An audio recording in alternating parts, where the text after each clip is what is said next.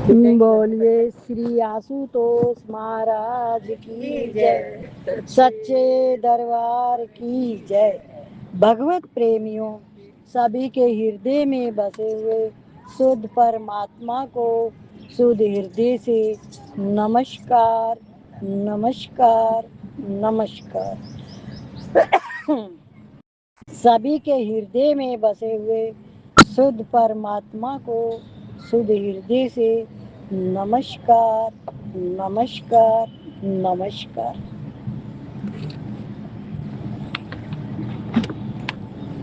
कारण पूछा कुंभ ने, उनके आत्मज्ञान की प्रशंसा की तथा वे भी तृप्त हुए अपने विचार व्यक्त करने लगे। वशिष्ठ जी कहते हैं, रघुनंदन, वे दोनों कुंभ और सिखी ध्वज आत्मज्ञानी होने से अध्यात्म विषयक विचित्र कथाएं कहते हुए 6 घड़ी तक वन में बैठे रहे। फिर वन पर्वतों पर घूमते हुए दोनों ने 8 दिन व्यतीत किए। उन दोनों ने क्या किया? वन में आध्यात्म कथाओं का एक दूसरे को तत्वबोध बताया अपना अपना। कुछ दिनों के बाद कुंभ के देश में चुराला ने उनके साथ रति सुख की भावना की। उसने सिखी ध्वज से कहा कि अब मैं स्वर्ग जा रहा हूँ और सायंकाल होते होते निश्चय ही लौट आऊँगा। यह कहकर कुंभ आकाश में चले गए तथा आँखों से ओझल हो गए।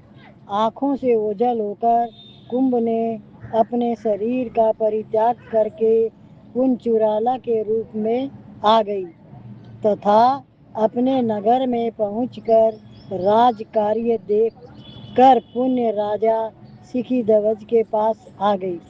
वहां कुंभ बेश में पहुंची चुराला को उदास देखकर सिखी ध्वज ने उनसे उदासी का कारण पूछा तो कुंभक ने कहा, जब मैं पुण्य यहाँ आ रहा था तब मार्ग में दुर्वासा ऋषि मिले।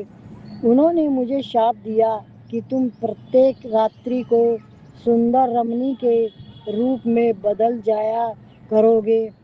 इसी शाप के कारण आज मैं उदास हो गया हूँ।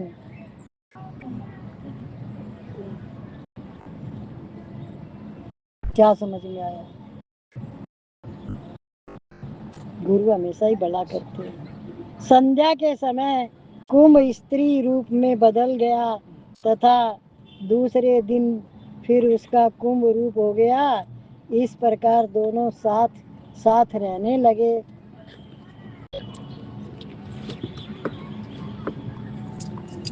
एक दिन चुराला ने सिखी ध्वज के साथ विवाह का प्रस्ताव किया। राजा ने भी अनिच्छा का त्याग करके इस विवाह प्रस्ताव को स्वीकार कर लिया। रात्रि के समय जब कुंभ स्त्री रूप में आया तब उनका विवाह संपन्न हो गया तथा रात्रि प्रेम युक्त व्यवहारों में व्यतीत की। इस प्रकार दिन में वे मित्र और रात्रि में पति पत्नी बन जाते थे। थोड़े दिन बाद उसने पुण्य चुराला के रूप में आकर अपना सारा वृतांत राजा से कह सुनाया। राजा सिखी ध्वज ने अपनी प्राण प्रिय को सामने उपस्थित देखा। सिखी ध्वज का पुण्य राज संभालना। चुराला ने कहा, प्रभु, मैंने ही इन वन में कुंभ आदि के देह निर्वाण द्वारा माया प्रपंच प्रकट किया था। वह तो केवल आपको प्रबुद्ध करने के लिए ही था। जब से आप मोहवश राज त्याग कर वन में आए तभी से मैं आपको ज्ञान संपन्न बनाने के लिए प्रयत्न कर रही थी। मैंने कुंभ देश में आपको प्रबुद्ध किया। वास्तव में कुंभ आदि कुछ भी सत्य नहीं है। आप स्वयं ध्यान लगाकर देखिए। राजा ने उसी समय ध्यान लगाकर ये सारा वृत्तांत देख लिया। तब चुराला ने कहा, आप इच्छा अनिच्छा से रहित हैं, अब आप मेरा मत सुनिए। जिस समय राज शासन द्वारा अपनी अविष्ट आयु चिता बिता कर कुछ काल के बाद हम विधेय युक्त हो जाएंगे, इसलिए आप अपने नगर में लौट चलिए और राज सिंहासन पर बैठकर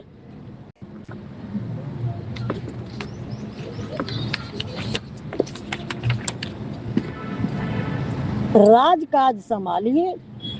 मैं आपकी पटरानी होकर रहूंगी। सिखी ध्वज ने कहा, प्रिय, तुमने जो कुछ कहा वह ठीक कहा। हमें राज के ग्रहण अथवा त्याग से क्या प्रयोजन है। हम ब्रह्म स्वरूप में स्थित हुए तथा प्राप्त स्थिति के अनुसार निवास करेंगे। तदंतर दोनों अपनी पुरी में पहुँचे तथा चुराला के साथ 10,000 वर्षों तक राज करने के बाद राजा का देहावसान हो गया तथा वे परम पद स्वरूप निर्वाण को प्राप्त हो गए। जीवन मुक्त हो के गया। चुराला ने, उसकी पत्नी ने उसको जीवन मुक्त करा दिया। अध्याय 39 ज्ञान उपदेश सर्ग। कच्छ को ज्ञान प्राप्ति। वशिष्ठ जी कहते हैं, श्री राम, यह सिखी ध्वज की कथा मैंने तुमसे आदोपांत कह दी। श्री राम, राजा सिखी ध्वज ने जिस प्रकार व्यवहार करते हुए राज किया, उसी प्रकार तुम भी राज व्यवहार करो। सिखी ध्वज की तरह ही बृहस्पति के पुत्र कच्छ ने भी ज्ञान प्राप्त किया था, वह भी सुनो। वशिष्ठ जी भगवान राम को कह रहे हैं। वशिष्ठ जी बोले, श्री राम, देवताओं के आचार्य बृहस्पति के पुत्र श्रीमान कच्छ ने राजा सिखी ध्वज की तरह ही सर्वोत्तम ज्ञान प्राप्त किया था, वह तुम सुनो।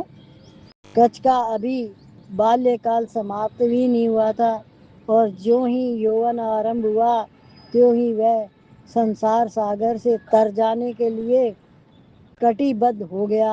वह अपने पिता से कहने लगा, भगवान, मैं इस संसार रूपी जाल से कैसे बाहर निकल सकता हूँ, यह आप बताइए। बृहस्पति बोले, पुत्र, तुम संसार सागर से किसी प्रकार के उद्वेग से बिना किए गए सर्व त्याग से तत्काल ही प्राणी बाहर संसार से बाहर निकलने के रास्ते आ रहे, सब ध्यान से सुन लो। प्राणी बाहर निकल सकता है।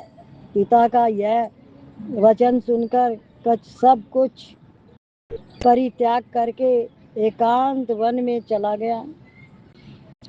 8 वर्ष बाद बृहस्पति को उसने वन में देखकर फिर प्रश्न किया कि मुझे अभी तक निर्मल शांति प्राप्त नहीं हुई है। तो बृहस्पति ने कहा, सभी का परित्याग करो।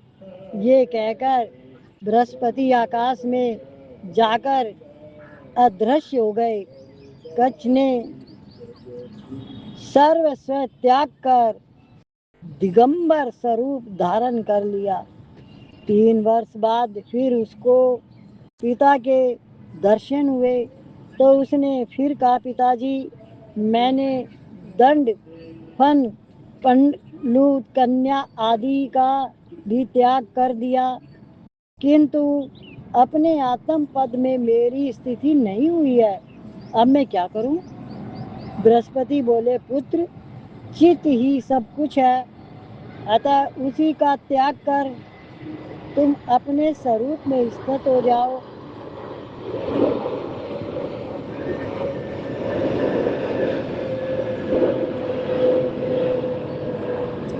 सर्वज्ञ लोग चित्त त्याग को ही सर्व त्याग कहते हैं। चित्त तत्व महानुभाव अपने अहंकार को ही चित्त जानते हैं। प्राणी का जो भीतरी अह भाव है वही चित्त कहा जाता है। इस अहंकार रूप चित्त का त्याग तो फूलों के मर्दन से भी सुलभ है। जो वस्तु अज्ञान से उत्पन्न होती है उसका परमात्मा के यथार्थ ज्ञान से विनाश हो जाता है। वास्तव में अहंकार कुछ है ही नहीं। अज्ञानियों की दृष्टि से यह उसी प्रकार असत होता हुआ भी सत सा प्रतीत होता है। अज्ञान से प्रतीत होने के कारण यह असत्य नहीं है और वास्तव में है नहीं, इसलिए सत्य नहीं है। केवल परमात्मा ही सत्य वस्तु है।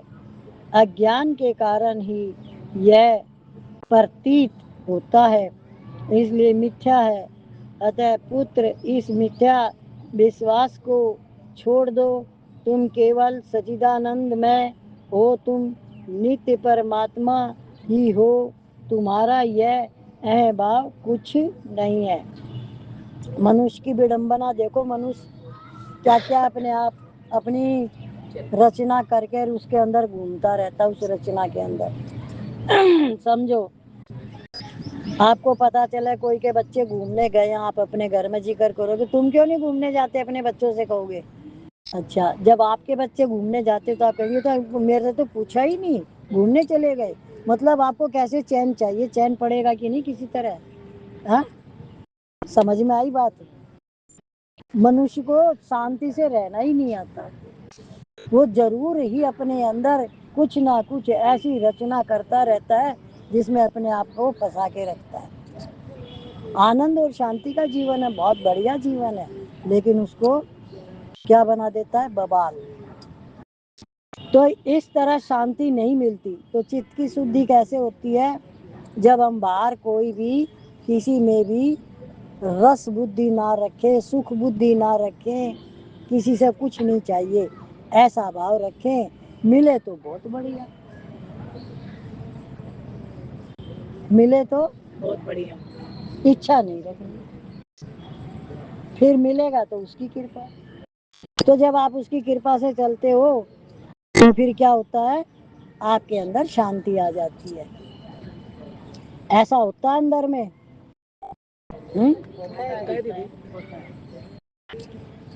वशिष्ठ जी कहते हैं, श्री राम बृहस्पति का इस प्रकार उपदेश पाकर कच्छ जीवन मुक्त हो गया।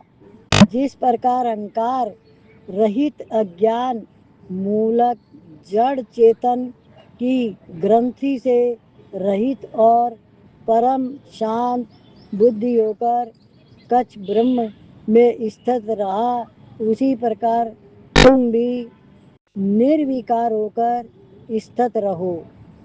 इस अहंकार को तुम असत्य समझो। तुम संकल्प रहित सर्वव्यापी मन से रहित सचिदानंद घन स्वरूप हो।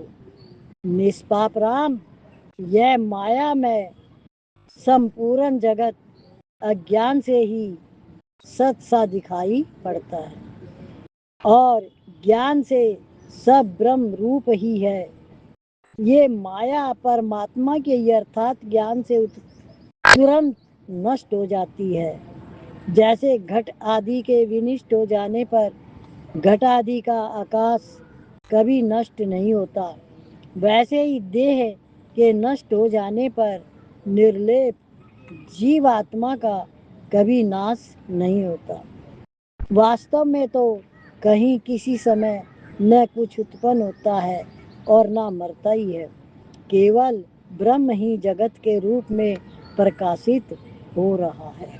देखो, पहले मेरे को पुस्तक बहुत पढ़ती थी और वो भी संतों की, जैसे ऋषि पांतजलि, ऐसे कई ऋषियों की। तो उसमें दिया हुआ है कि जैसे तुमने बहुत तपस्या करके अपने आप को निर्विकार कर लिया, समाधि की स्थिति में आ गए, फिर भी मनुष्य के अंदर जैसे एक आपके हाथ में कोई बीज है और वो कहीं धरती पे गिर गया तो वो बीज फिर से फल देने लग जाएगा, जो कि आपने तो डाला नहीं, आपने इच्छा भी नहीं कर रखी, लेकिन फिर भी हुआ। आपको क्या समझ में आया इससे? जिसको जो समझ में आया वो बताओ, इसका मतलब दूसरा निकलेगा। जो हमारे मन में जो विचार आएंगे वैसा ही हमारा जवाब बन जाएगा।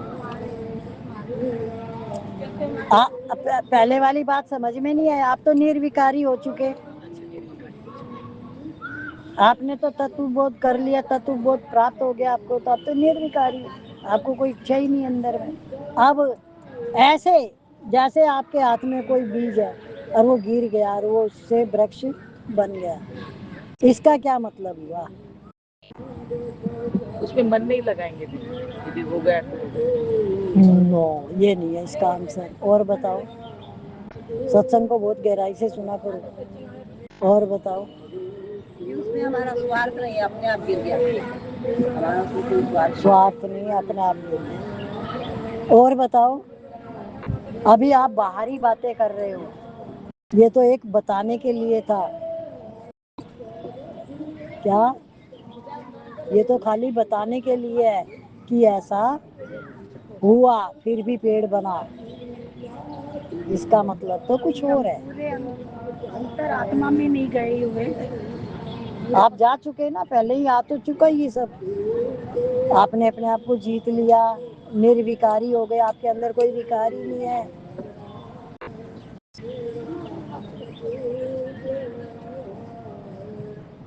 तो दीदी वो उस बीज का फल हमें थोड़ी खाना पड़ता, निर्विकार हो जाता है, आत्मा में कोई ना,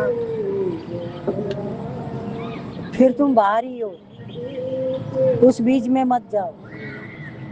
अभी अभी आया जीवात्मा। जीवात्मा का क्या आया? वो कभी मरता ही नहीं है। जीवात्मा का कभी कुछ नहीं होता, क्योंकि ब्रह्मा की फुरनाई तो मन है ना, तो कहीं जाएगा ही नहीं ना, उसी के अंदर ही रहेगा। मन जो है वो ब्रह्म है, ब्रह्म जो है वो मन है। अब आप कैसे करोगे? आपने जीत लिया, आप आनंद शांति में रह रहे हो, निर्विकारी हो गए, सब कुछ हो गया। बताओ दीदी, हाँ, आप बताओ। अब जब आप निर्विकारी हो, आपके अंदर कोई इच्छा वासना नहीं है, कोई कामना नहीं है, कुछ नहीं है, आप शांत स्वरूप हो चुके हो, आपने अपने आप को जीत लिया है। अब ये जो सूक्ष्म शरीर है, मन बुद्धि चित्त अहंकार, ये जो ब्रह्मा जी का मन है, अब इसमें क्या होता है, जैसे ये ब्रह्म के अंदर ये चला गया निर्विकार होने से, कौन? किसका मन? जिसने अपने आप को जीता, जो निर्विकारी हो गया। अब फिर भी सृष्टि चक्र अपने आप चलता है, फिर भी वो जीव का कभी न कभी फिर से जन्म आ जाता है, जबकि उसने कोई वासना लेके नहीं गया, वो छूट के गया, फिर भी उसका जन्म आ जाता है। ये वो बीज है। अब समझ में आ गया कि कितनी भी तपस्या कर लो, फिर भी आप जब ही बचोगे जब आज ही आपने अपने हृदय में गुरु चरणों को मन से लगा रखा है, और वो उस समय भी रहेंगे, फिर छूट जाओगे। छूटने का ही रास्ता खोजते रहो और कुछ नहीं सोचना है। छूट गए तो आपको कोई बंधन है नहीं, निर्विकारी का जन्म आ गया, कोई अपने आप ही जो कुछ हो गया, तो उसका आपको क्या करना है? आप आनंद शांति में चले जाओगे, गुरु चरण में रहोगे तो, क्योंकि वो जो विचारधारा है वो आपके अंदर है। जैसे जड़ भरत का नहीं बताया था, बोले कि एक कुटिया में रहता था जड़ भरत,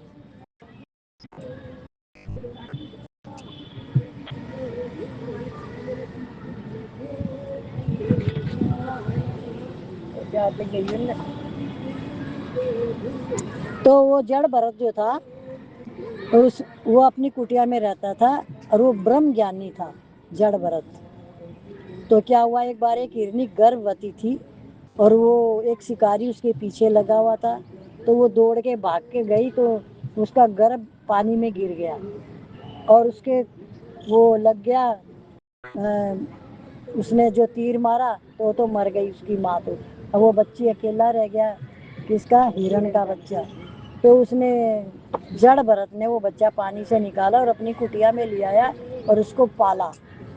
अब पालने से जड़ भरत का जन्म हिरण में आ गया। किसका जन्म आया है, किसका जन्म आया है, ब्रह्म ज्ञानी का। ब्रह्म ज्ञानी की बात हो रही है। आसक्ति हो गई ना हिरनी में। आप है ना, सुनो,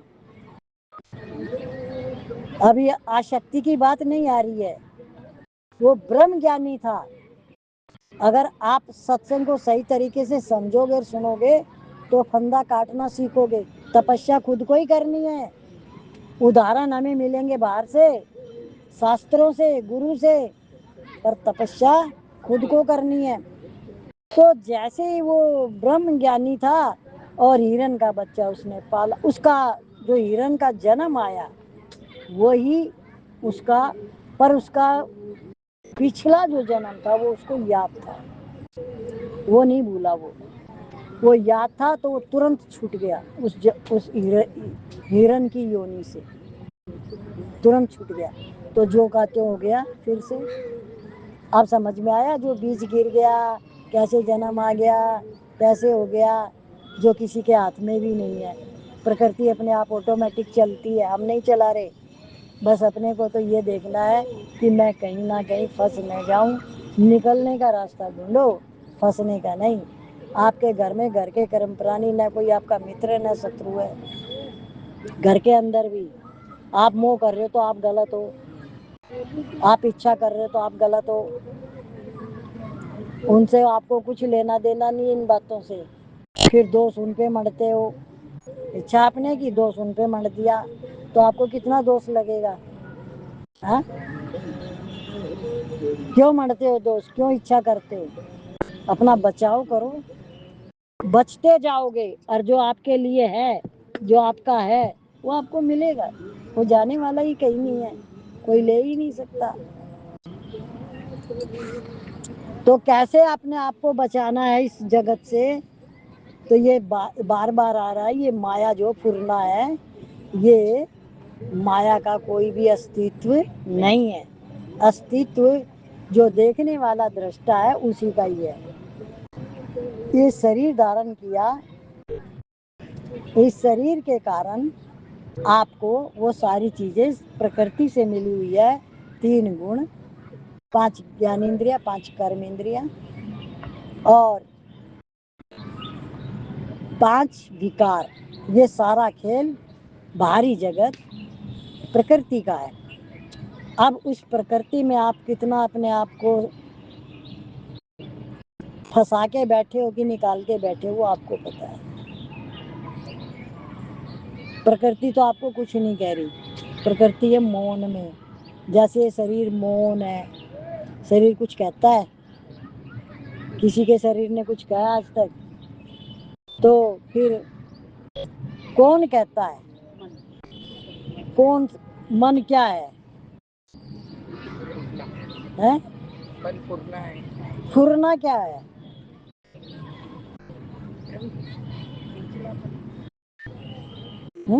लहरें आती जाती हैं। लहरें क्या है,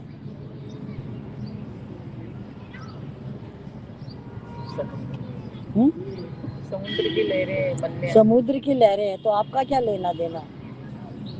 मन संग करता है कि पूरे दिन में वही चलता है। ये आपका स्वभाव संस्कार है। उस स्वभाव संस्कार के अंदर आप हर घड़ी प्रकृति से जुड़े रहते हो, उसके 3 गुणों से, 5 विकारों से, 5 ज्ञान इंद्रियों से। बोला है प्रकृति ने मिलो मेरे से, आप क्यों मिलते हो, आपको वहां सच लगता है। प्रकृति के तो इतने फूल, इतने फल निकलते हैं, उसे तो नहीं लगता ये सच है। बोले तो जड़ जाएंगे, कोई तोड़ के खाएगा तो मेरे को क्या अच्छा, उसका पेट भरेगा। वो तो ऐसे खुश होती है, वो माँ है, वो देती ही देती है।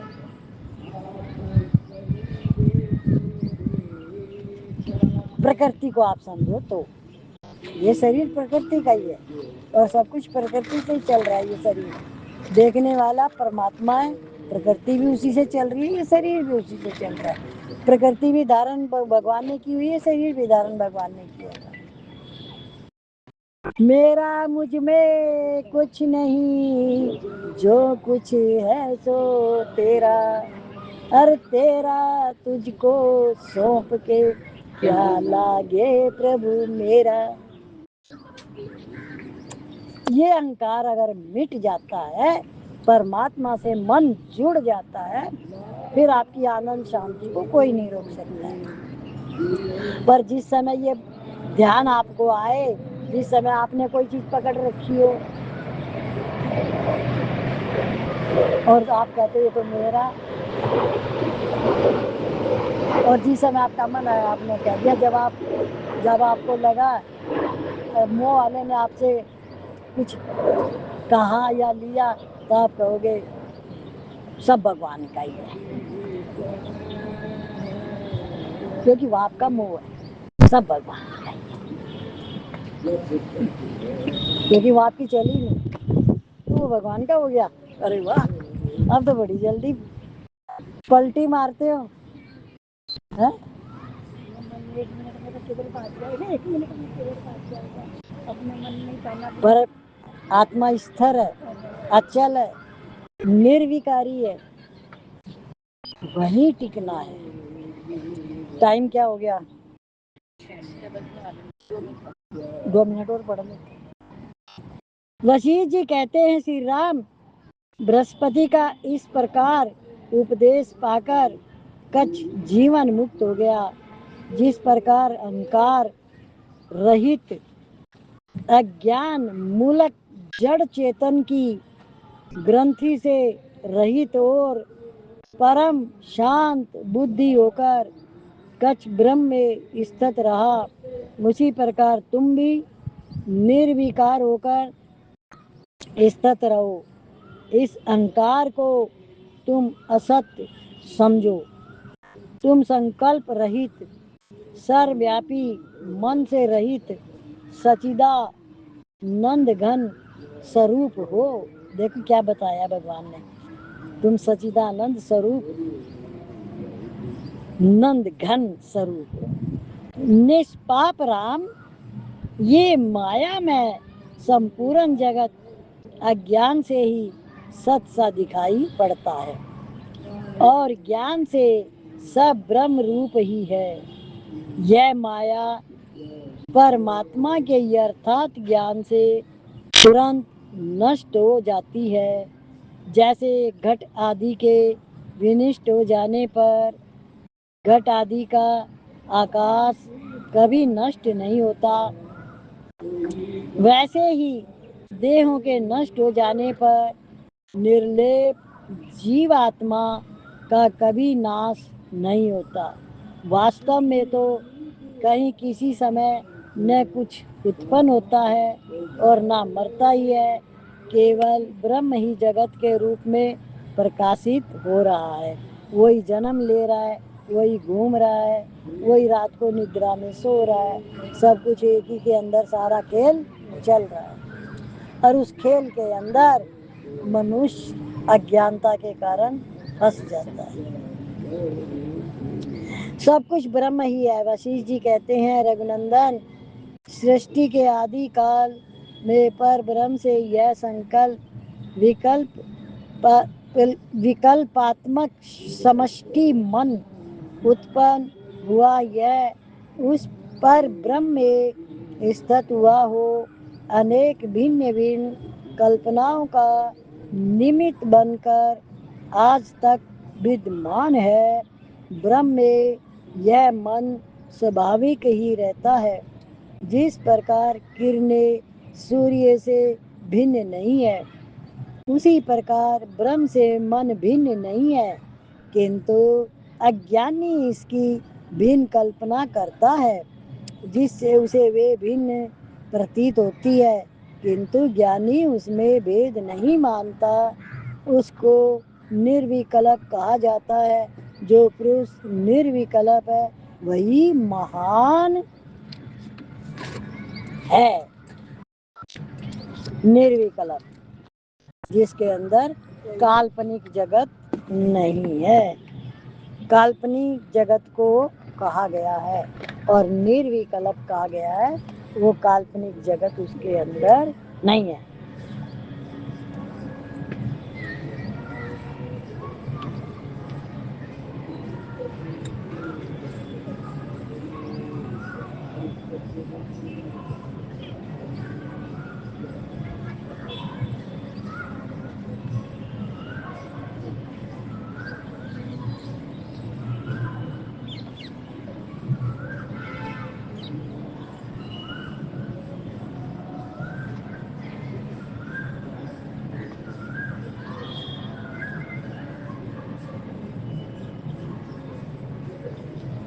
बोलिए श्री आशुतोष महाराज की जय, सच्चे दरबार की जय।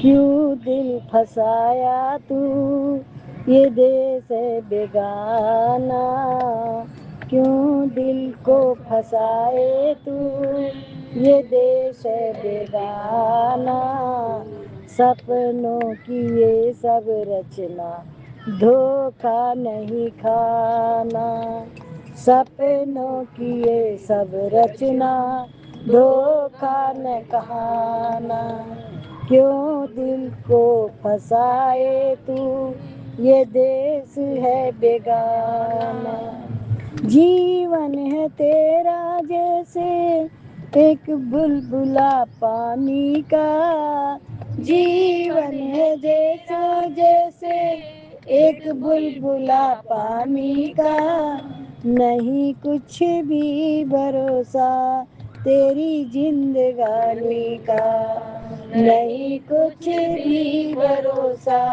तेरी जिंदगानी का, कोई भी न समझ पाए कुदरत का ये फसाना, कोई भी न समझ पाए कुदरत का ये फसाना, क्यों दिल को फसाए तू ये देश है बेगाना, क्यों दिल को फसाए तू ये देश है बेगाना, नश्वर है ये प्राणी सारे सामान यहाँ, नश्वर है ये प्राणी सारे सामान यहाँ, आया फकत तू ही बनी के मेहमान यहाँ, आया है फकत तू ही बनी के मेहमान यहाँ, बेशक प्रयोग में लाना पर दिल नहीं अटकाना, बेशक प्रयोग में लाना पर दिल नहीं अटकाना, क्यों दिल को फसाए तू ये देश है बेगाना, क्यों दिल को फसाए तू ये देश है बेगाना, जो रिश्ते बनाए तूने तुझे अंत रुलाएंगे, जो रिश्ते बनाए तूने तुझे अंत रुलाएंगे, पड़े संकट जब भी कभी वो नजर चुराएंगे, पड़े संकट जब भी कभी नजर चुराएंगे, गुरु शरण में आने से है जीवन तेरा बन जाना, गुरु शरण में आने से है जीवन तेरा बन जाना, क्यों दिल को फसाए तू ये देश है बेगाना, क्यों दिल को फसाए तू ये देश है बेगाना, यहाँ काल और माया ने कैसा खेल रचाया है, यहाँ काल और माया ने कैसा खेल रचाया है, गुरु कृपा बिना प्राणी कोई छूट न पाया, गुरु कृपा बिना प्राणी कोई छूट न पाया, माया जाल काटने को गुरु शरण में जाना है, माया जाल काटने को गुरु शरण में जाना है। क्यों दिल को फसाए तू ये देश है बेगाना, क्यों दिल को फसाए तू ये देश है बेगाना। बोलिए श्री आशुतोष महाराज की जय, सच्चे दरबार